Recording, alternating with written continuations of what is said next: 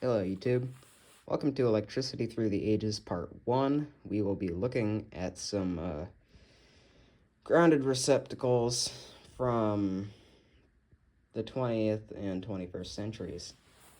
Here's the newest one. This is a Leviton 15 amp standard grounded receptacle. It's missing the plaster ears because I took them off or something.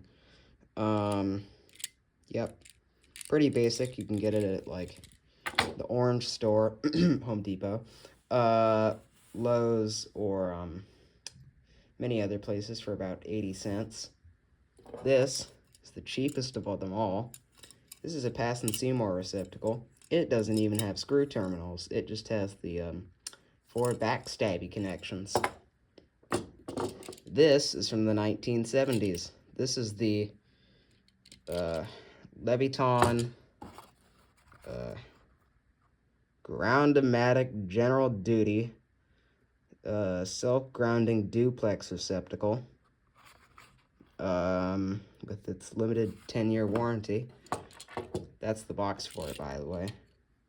It's got this real heavy ground strap, the slotted screws on both sides, and the slotted ground screw. It's also pretty heavy, so this is probably...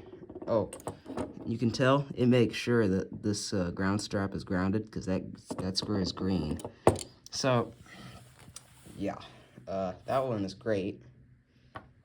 This one is okay. This one just sucks. This is basically the 1970s version of this.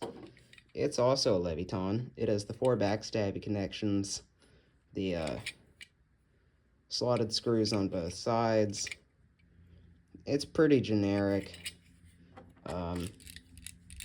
although it is quite a bit, well, not quite a bit, it is heavier than this one. And if I remember right, this one is made in the USA. This one is made in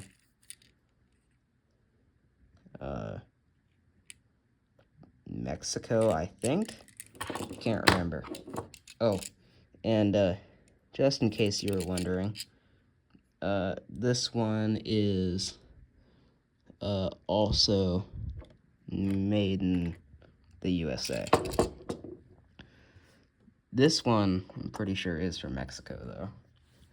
Oh, and this one is the same as that. It's just in a different color and in a bit worse condition.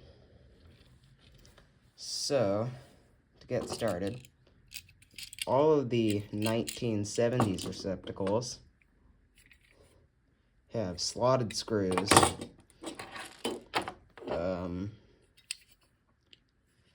and the back wiring option. However, this does the best of them because you poke the wire in, then you screw it down so it clamps in securely. These two don't, they just have the spring, which means the wire falls out and makes a nice spark thing. This one has no terminals. Only external parts is the brass connecting thing, which will be taken out if it was on a switched outlet. It has the 4 backstab connections. This one has the 4 backstabs and the screw terminals. However, these screws are the kind that can take 1/4 size flathead, like that Craftsman, or the Phillips head screwdrivers, like the Craftsman P2, which I don't have right now.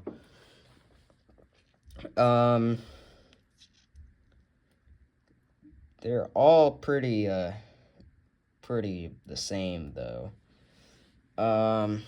Their weight, this one is by far the heaviest, since I think it's the most highest quality. Then the 1970s standard ones, then probably this modern one, and then this cheapo Pass and Seymour one. They still sell a receptacle that is almost like this. It's just a little bit different, and I can't remember what. Yeah, so also notice on this one it has part of the ground strap exposed and has the little ground symbol right there. I'm not entirely sure why that is, but it is. All of these ones don't, except for this one. It sort of has it like that, but it's just sort of different. This one is the biggest, and this looks actually like a 20 amp receptacle. It's only rated for 15 amps though, which means you can use it on a 20 amp circuit, because the National Electric Code, since something like the 40s anyway, has had an exception for 20 amp circuits. So if there's more than 2 outlets or 2 places to plug things in on the circuit, you can use 15 amp receptacles. This is 2 places to plug them in. It can be used on a 20 amp circuit. And the little notch, I forget what it's called, that wasn't really a thing yet, so this is probably the most like a 20 amp receptacle. Everything else is just bone standard 15. Don't really have a whole lot more to say, so this concludes this episode of Electricity Through the Ages. Thanks for watching. Give a like and thumbs up. If this somehow helped you in any way, shape, or form, share it with someone else, and yeah. Okay, goodbye.